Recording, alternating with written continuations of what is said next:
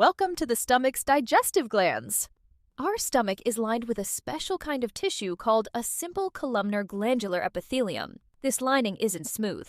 It forms prominent folds known as gastric rugae. Delving deeper, the lamina propria, a layer beneath the epithelium, is almost entirely filled with tubular glands. These aren't just random indentations. The gastric mucosa is dotted with depressions called gastric pits, all lined with that same columnar epithelium.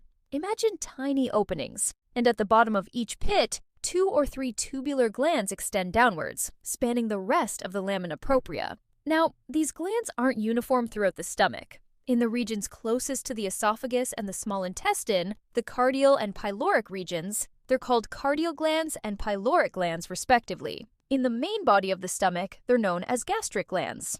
Let's break down the cellular composition of these digestive glands, as each cell type plays a crucial role. First, we have mucus cells.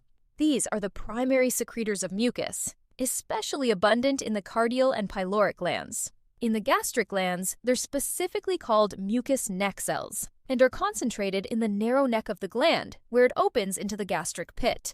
This mucus is vital. It forms a protective layer, shielding the stomach lining from its own potent acids and enzymes. Next, we encounter regenerative stem cells. These essential cells are found at the base of the pits and the neck of the glands.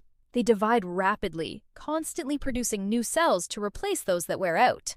These newly generated cells migrate both upwards to the gastric surface and downwards into the glands, ensuring a continuous supply of fresh cells.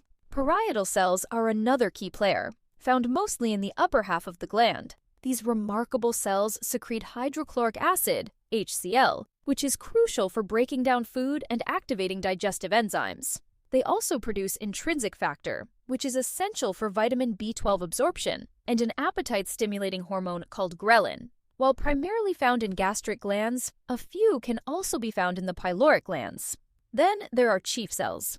These cells dominate the lower half of the gastric glands and are responsible for secreting the enzymes gastric lipase and pepsinogen. Pepsinogen, once activated by hydrochloric acid, becomes pepsin, which breaks down proteins. Chief cells are absent from the cardial and pyloric glands. They are named chief because they are the most numerous cell type in these glands. Finally, we have enteroendocrine cells. These specialized cells secrete hormones and paracrine messengers that regulate digestion. They are most abundant in the gastric and pyloric glands.